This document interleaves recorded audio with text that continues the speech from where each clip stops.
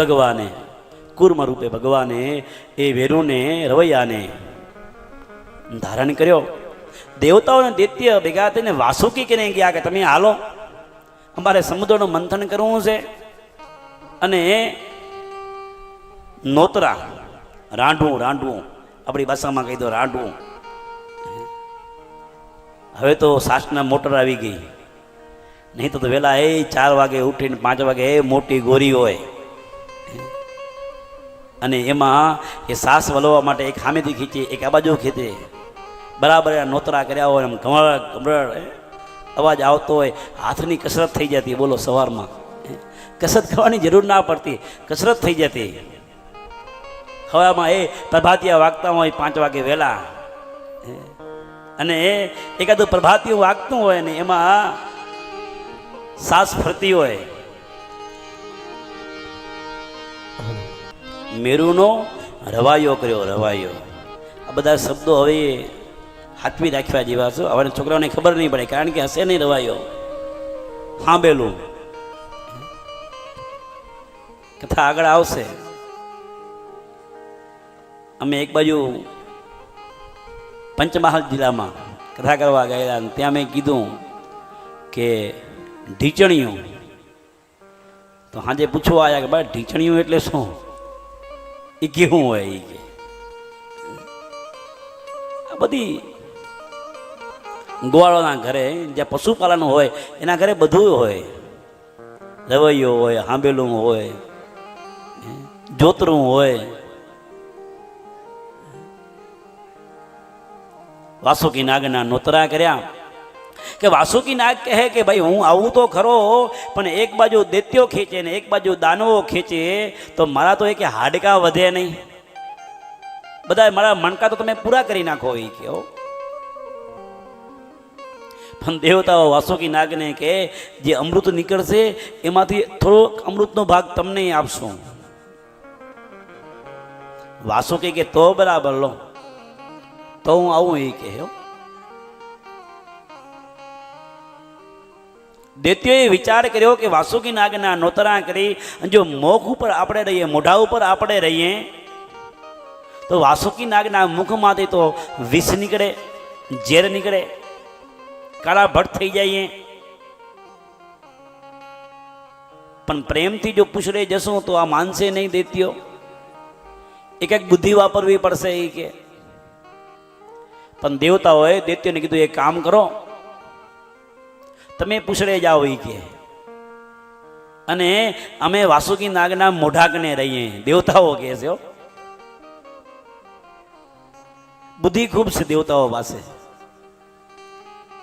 દૈત્યો કે નહીં નહીં, અમે મોટા ભાઈ છીએ. હા, અમે થોડા વાહે રહી, અમે આગળ રહી.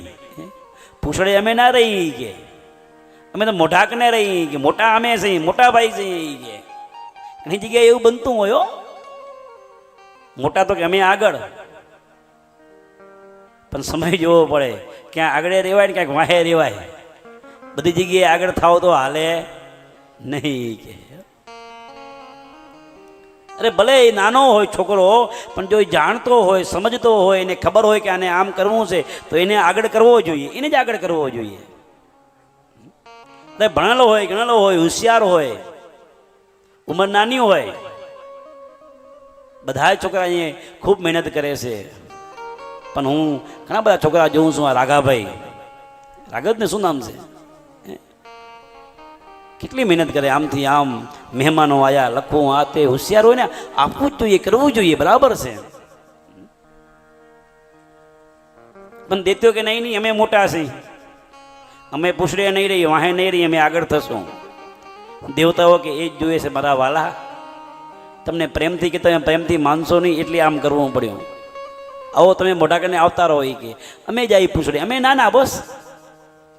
અને ક્યારેક નાનું થઈ જવાય. નાના થવામાં ફાયદા છે, ઘણા બધા ફાયદા છે નાના થવામાં.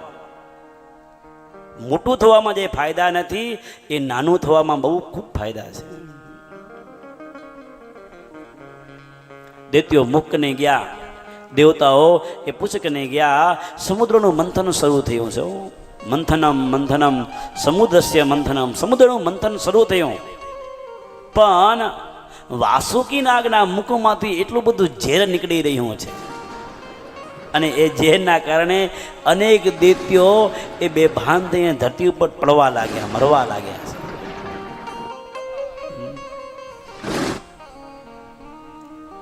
અને વરે શુક્રાચાર્ય આયા, સંજીવની વિદ્યા જાણે છે, બધાને સંજીવની કર્યા, સમુદ્રનું મંથન શરૂ કર્યું. વારાફરતી એ મંથન શરૂ કરવા લાગ્યા હતા. જોઈએ છે અમૃત, પણ બન્યું એવું કે સૌથી પહેલા વિષ નીકળ્યું. શું નીકળ્યું? વિષ, ઝેર નીકળ્યું. જોતું તું અમૃત, પણ નીકળ્યું ઝેર. આપણે બધાને એવું છે કે ક્યાંક ને ક્યાંક અમૃત જોઈએ છે, પણ અમૃત કરતા પહેલા વિષ નીકળે, દુઃખ નીકળે. સુખ જોઈએ, પણ સુખ પહેલા શું આવે? દુઃખ. અને દુઃખ હોય તો જ સુખ આવે. ડાયરેક્ટ સુખ આવ્યું હોય અને પછી ક્યારેક જો દુઃખ આવે ને તો એ દુઃખ આપણે જાળવી ના શકીએ, સહન ના કરી શકીએ. પણ જો પેલા નાનપણમાં દુઃખી થયા હોય અને પછી મોટા થઈને સુખ આવે તો ક્યારે વાંધો ના આવે. કેમ કે દુઃખ જે પડ્યું તો એ યાદ હોય. જોઈએ અમૃત, પણ નીકળ્યું વિષ, ઝેર, હરાહાર ઝેર. ધરતી ઉપર પડે તો ધરતીનો નાશ થઈ જાય. દેવતાઓ કે અમે શું કરી? દૈત્યો કે ના ભાઈ ના, અમે નહીં, અમે નહીં રાખી. આપણે વાત અમૃતની હતી, એમાં અમૃતમાં અમારો ભાગ, બીજા શેમાં નહીં. કે બોલો, આ વિષ નીકળ્યું, ઝેર નીકળ્યું, તમે જાણો, અમારે કાંઈ નહીં. કે આપણે વાત શું થઈ હતી? અમૃતની વાત થઈ હતી.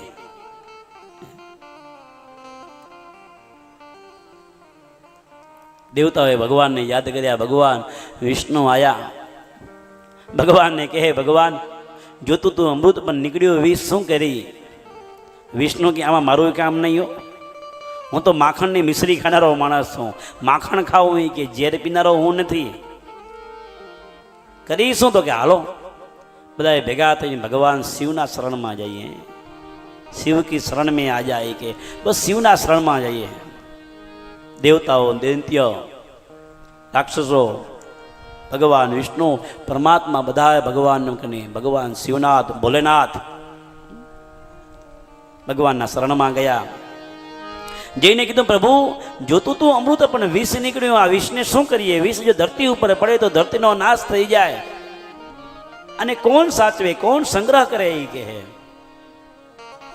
બહુ લાંબી સ્તુતિ બતાવી છે, પણ આપણે રામ સુધી પહોંચવાનું છે. બપોરે સમયની એક મર્યાદા હોય. ભગવાન શિવે કીધું, એક કામ કરો, લાવો આ વિષ હું પી જાઉં. અરે આ વિષ પીવાથી જો તમારો ફાયદો થતો હોય, તમને શાંતિ થતી હોય, તો આ ઝેરનો ઘૂંટિયો હું પી જાઉં. અને ભગવાને એ જ સમયે હાથમાં વિષ લીધો. ભગવાન શિવ ધીરે ધીરે એ બધું પી ગયા, પણ રાખ્યું ક્યાં? ગળામાં રાખ્યું. ક્યાં રાખ્યું છે? ગળામાં, અંદર નથી ઉતાર્યું. અને એટલે ભગવાનનું એક નામ પડ્યું, બોલીએ નીલકંઠ મહાદેવ કી જય. આખો કંઠ નીલ વર્ણ બન્યો, નીલ. ઘણી વખત આપણે કોઈ વાતનું ઝેર હોય, વિષનું ઝેર હોય, અને ગામવાળા, સમાજવાળા, કુટુંબવાળા, ઘરવાળા, અમારા જેવા બ્રાહ્મણો એમ કે હશે જાતું કરો, આ ઝેરનો ઘૂંટિયો તું પી જા. તો માણસ પી પણ જાય, પણ વસ્તુ એ છે ગળામાં નથી રાખતો, એ પેટમાં ઉતારી દે. ક્યાં ઉતારી દે? પેટમાં. અને પેટમાં ઉતરી જાય એટલે ભૂલી નથી શકતો. કોઈ વાતનું કોઈ ઝેર હોય, વિષ હોય, તો એ પેટમાં ના ઉતારવું જોઈએ, ગળા સુધી રાખવું જોઈએ. એટલે કીધું, આ જગતમાં ઝેર પીનારા બધાય શંકર નથી હોતા. આ જગતમાં ઝેર પી જાય, જેનો ઘૂંટિયો કદાચ ગામવાળા, સમાજવાળા, કુટુંબવાળા સમજાવે તો જતું કરે કે હાલો. અને આપણે પણ જો સમાજમાં કાંઈ કંઈક બિના બની જાય, પરિવારમાં કાંઈ વાત બની જાય તો શું કે હશે, જતું કર, એ જેનો ઘૂંટિયો તું પી જાય. એવું જ કહીને શું કહીએ આપણે કે જેનો ઘૂંટિયો પી જા.